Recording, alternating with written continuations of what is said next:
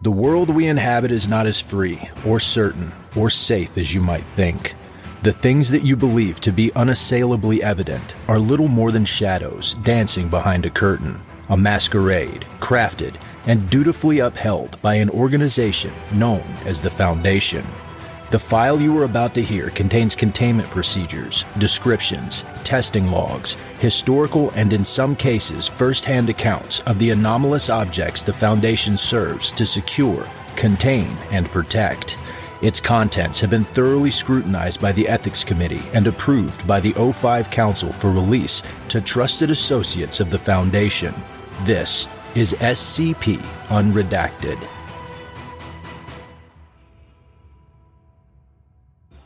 Item number SCP-6262. Level 4, Secret. Containment Class, Esoteric. Secondary Class, Thaumiel. Disruption Class, Dark. Risk Class, Notice. Special Containment Procedures. SCP-6262 inhabits the city of Daegu, Republic of Korea, and as such, the city is to be considered its containment area. An ultra-low-power GPS transceiver with no less than 6 months of available backup power is to be fitted to the subject, with appropriate methods for recharging the power bank as necessary. The GPS transceiver is to maintain unbroken contact with the Foundation monitoring station in central Daegu, which is to alert containment teams if unusual behavior is detected. Foundation agents liaise regularly with SCP-6262 as part of the containment procedures of other objects, reconnaissance, normal debriefings, and other activities. Though should no such opportunities present themselves for whatever reason, agents should maintain contact with the subject at least once a week. Ordinary civilians who have held conversations with SCP-6262 are not to be made aware of the abnormal nature of their conversation. Passengers disembarking the bus will be scanned for possession of unauthorized knowledge and amnesticized if necessary. To date, only one instance has been recorded of SCP-6262 disseminating sensitive information. See Incident 6262-1. No Foundation employees of clearance level above 1 are to embark SCP-6262 without prior written authorization from a Level 4 employee or higher. To date, SCP-6262 has shown a high degree of compliance with the Foundation, and forcible capture and/or detention is considered a last resort in the case of acutely hostile behavior or other risks as they may present themselves. Rejected proposal to revise containment procedures, 12 January 2017. Staff note, posted by Senior Researcher Sorensen, 12 January 2017. I know I just got reassigned to 6262 and it's a lot to take in at first, but we're really just letting it drive around on its own whim. This thing represents what, a quarter of Foundation offsite backup in Korea, regularly interacts with the public, and it has the capability to spill the beans whenever it wants, and we're just trusting it not to do that? I'm putting in a formal proposal to revise the containment procedures on file for 6262. We can use it as an on-site shuttle for Site 19 or hell, one of the Asian sites if it warrants. But we can't just let it drive around a population center like this. It knows too much. Far, far too much. Reply, Dr. Cosmo Kemp, SCP-6262 Containment Team Lead, 13 January 2017.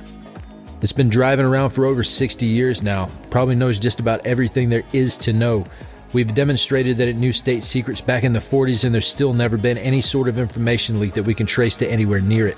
I agree with you that the containment procedures for this object seem overly lax, but it's quite honestly self-containing. It's better for us to have highly sentient, mobile, autonomous, and most importantly, free method of off-site backup instead of trying to stuff this thing in a box like the rest of them. If it wants to drive in a circle around Daegu day in and day out, we're going to let it.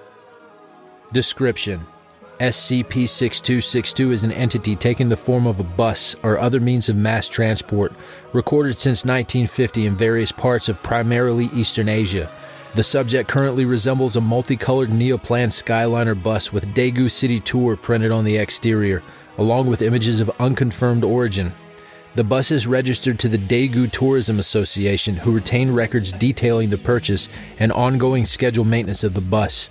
SCP-6262 drives a route consistent with that developed by the Daegu Tourism Association, driven by any of a number of employees that seem unaware of the subject's sapient nature. It has been demonstrated, however, that SCP-6262 is capable of independent locomotion. As of the time of writing, SCP-6262 is known to have shapeshifted 6 times, all of them resembling a bus of real make and model.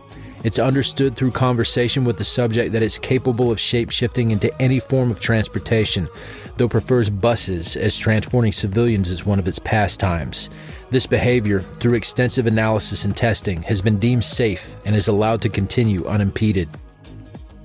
SCP-6262 Appearance Log. Location: Hiroshima, Japan. Date first sighted: before 1945. Appearance: unknown. Location: Petropavlovsk, Kamchatsky, Russian SFSR, Soviet Union. Date first sighted: 1 May 1962.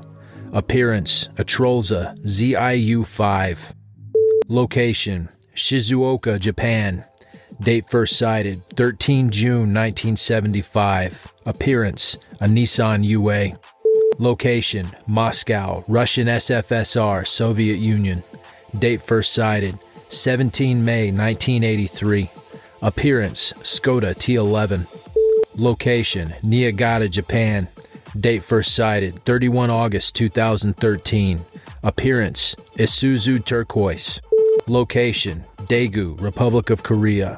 Date first sighted: 12 August 2018. Appearance: Neoplan Skyliner, its current form. A general record of the subject's form and whereabouts has been kept since its initial discovery in 1950, with specificity and completion of archives increasing as technology improves and resources become more abundant. At no point in the subject's history has it been considered a threat, aside from a minor scare at the time of initial discovery. The Foundation initially became aware of SCP-6262 after folklore began to circulate within Tokyo regarding a friendly bus that shared polite conversation with its occupants. It is thought that post-war improvements in communication led to the subject's discovery, a theory supported by the subject's own claim that it had been operating for many years and in many places prior to its discovery by the Foundation, though it refuses to divulge further information. Upon entering SCP-6262, occupants will have polite, telepathic conversation with the bus to a level that's comfortable for the passenger. People who do not normally partake in conversation will report a quick exchange of pleasantries, while those who tend to converse more deeply report on discussing topics such as the history of transportation, East Asian culture, with a particular focus on the city in which SCP-6262 currently resides, popular media, and other topics. Participants generally do not consider the telepathic conversation abnormal and will refer to it as a nice talk with an old friend, or other similar descriptions. It's only when made aware of the bizarre nature of the conversations that participants will begin to consider the encounter strange. SCP-6262 is capable of absorbing, parsing, and storing knowledge from its passengers, including knowledge not explicitly revealed to it. The subject is either incapable of or does not desire to store duplicate knowledge, and so most knowledge gathering within the last 10 years has been primarily about life experiences instead of concrete facts. It has been demonstrated that the subject does not know everything, as it were, though its catalog of knowledge is extensive. Consistent cooperation with the Foundation has led to the subject's status as a fail-safe knowledge center, or FKC, an archive to be used to back up and store critical information in the event of a K-class scenario. As part of its duties as an FKC, SCP-6262 is permitted to store knowledge regarding sensitive Foundation operations, accomplished by allowing Foundation personnel of high security clearance level to board under supervision. The subject has contributed extensively to Foundation containment and testing operations, suggesting revisions to containment procedures and pointing out previously unknown anomalous properties of cataloged objects. In 2 separate cases, SCP-6262 has offered an explanation for objects thought anomalous, confirmed by testing, and led to the declassification and removal of those objects. Despite possessing knowledge of vast quantity of sensitive information, SCP-6262 has maintained a near-perfect track record for not divulging this information to unauthorized parties. Even in cases where the subject's choice to divulge such information might save lives or ensure its own self-preservation, it has elected to remain silent. See Interview Snippet 6262-5A. Interview 6262-5A. There we go. My elbow slipped from the window and into the recording. No problem, Doctor. No, I know we've discussed this topic in the past, but it's something I need to have recorded for posterity. The shot callers are, once again, crawling up my ass, wondering why we're letting you roam around the streets carrying an appreciable amount of highly classified Foundation knowledge. Hell, at this point, you probably know more than I do, so I can understand their concern, but I'd like you to tell me about the Manhattan Project to set their mind at ease. You keep a secret and everyone always wants to know why you kept it, huh? That certainly is the case. I was operating in Hiroshima in the months preceding the atomic bombing, and on the day of as well. My route at the time, as I was working for the Municipal Transit Service, took me past what I gather was a house inhabited by a U.S. spy. Thinking back, I'm not quite sure if he was a spy or some sort of diplomat or something like that, but I do know he did have a fair bit of knowledge about the Department of Defense activities at the time.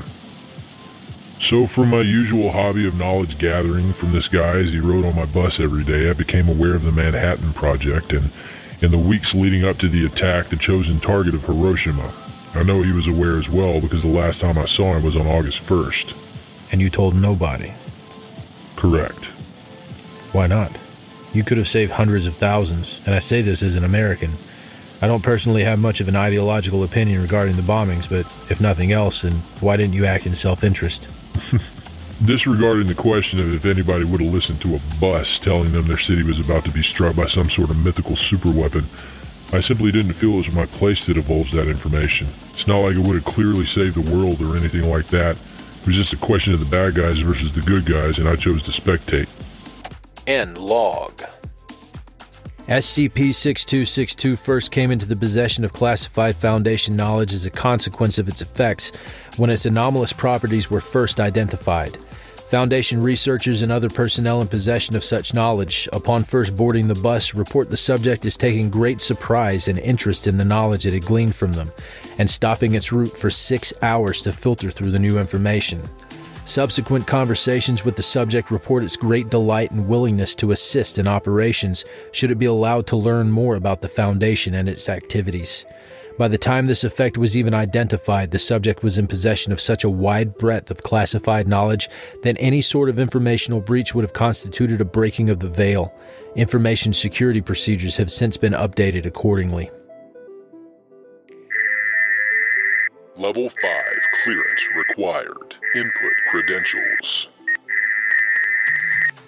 Credentials accepted. Incident 6262-1 constitutes the only known information leak originating from SCP-6262, the circumstances of the leak allowing the subject to be forgiven. During a catastrophic containment breach of SCP, a powerful computer-borne cognitohazard was disseminated among the major news websites, social media networks, and the unprecedented strength of the cognitohazard prevented containment teams from adequately re-establishing control, and an emergency internet blackout was ordered across southern Japan to prevent the further spread of the effect. SCP-6262, operating in Niigata, Japan during the breach, was aware of the credentials and access requirements to impose the blackout, but Foundation employees on board the bus at the time were too affected by the cognitohazard to take appropriate action. The subject, recognizing the potential impending catastrophe, told access credentials and procedures to a civilian who was on board at the time, and happened to have a high enough resistance to the effect to adequately access the computer network and impose the blackout himself. After the larger situation was brought under control, the civilian was screened, amnesticized, and released. SCP-6262 was not punished for this leak. Document 6262-2.